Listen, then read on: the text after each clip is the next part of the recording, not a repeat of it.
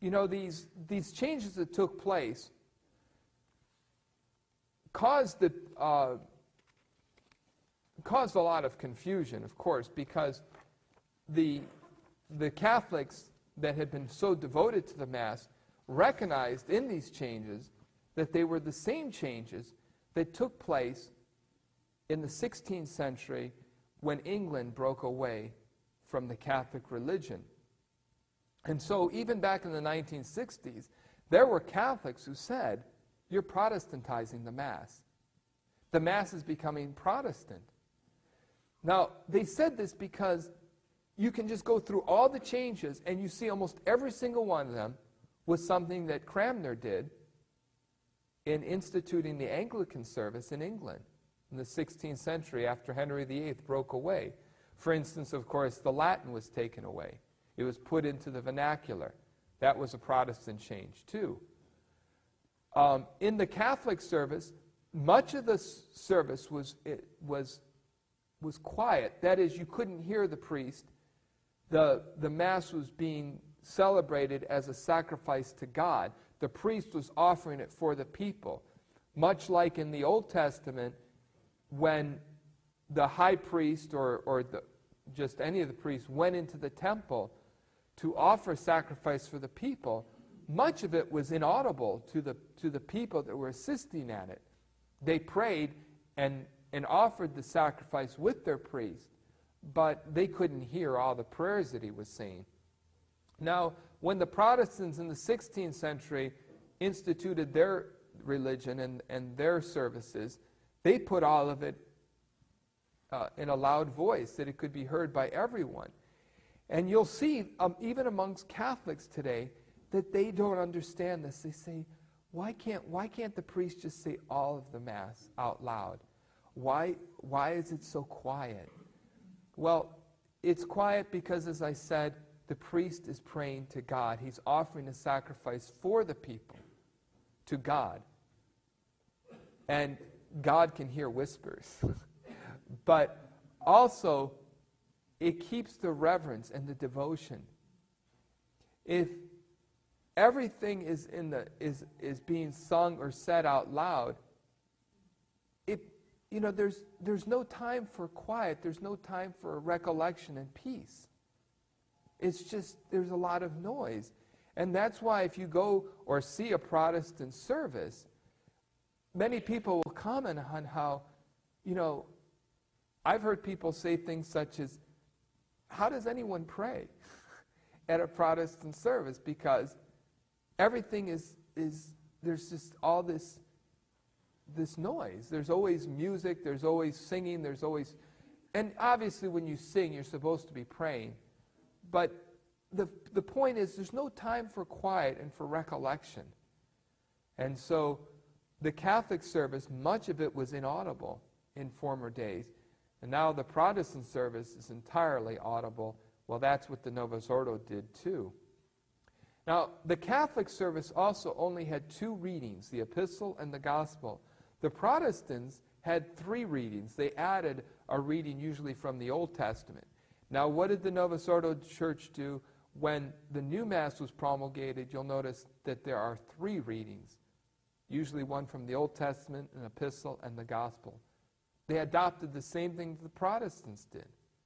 The Protestants also brought about the use of lay people to come up on the altar and to do the readings and to even preach or to administer communion. The Novus Ordo Church did the same thing. They invited lay people to come up to the altar, to give out communion, to do the readings at the Mass.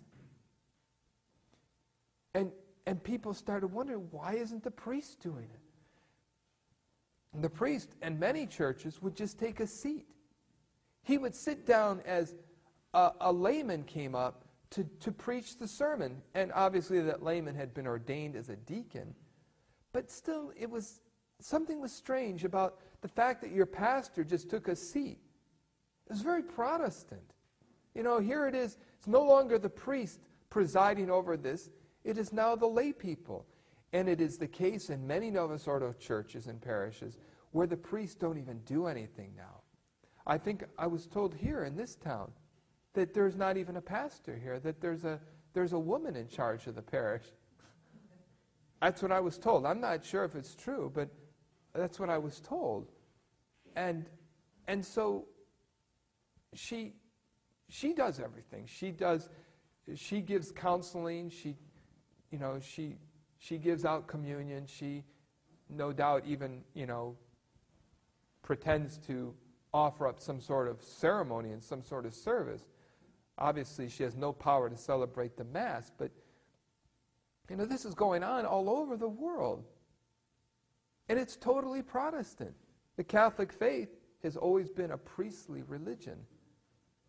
It's been led by priests who are ordained for that purpose. Priests who, of course, in the Western Church were never allowed to marry, to show that they are consecrated for the service of God in a special way.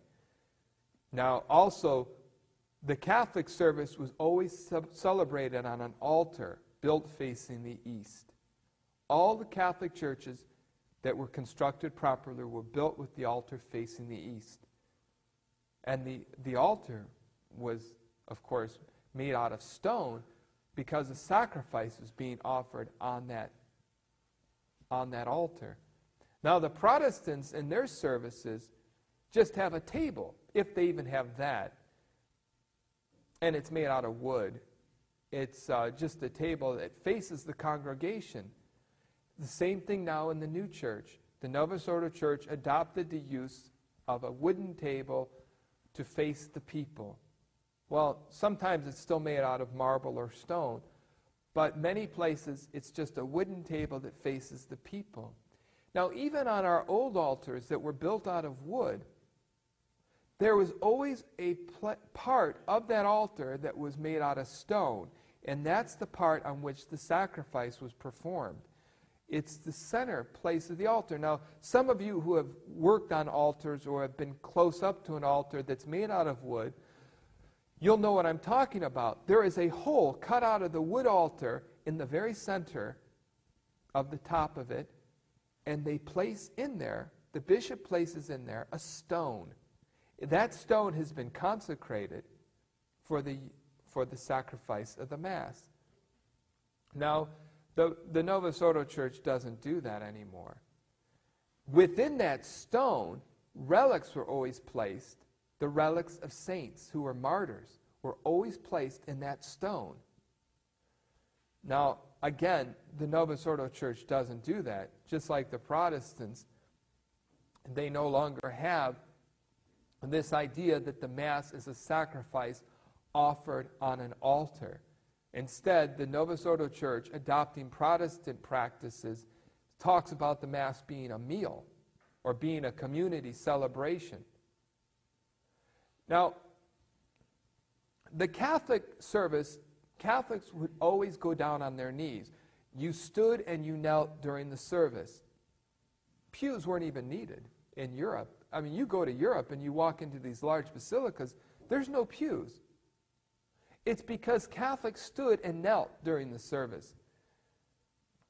Now, the Protestants did very little kneeling in their services that were brought about in the 16th century, and they received communion standing, whereas Catholics would kneel for communion, and also in the Protestant churches they would sit.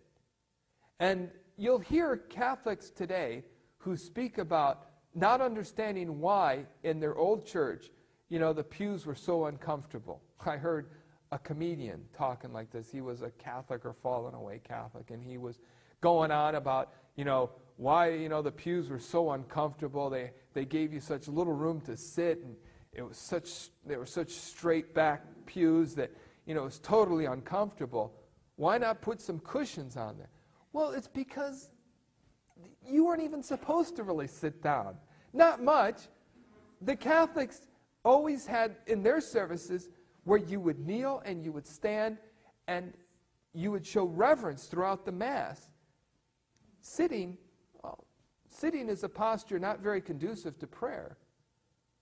And now, I don't want you to misunderstand me. There's nothing wrong with you sitting down in church and reading and praying. And of course, there's nothing wrong with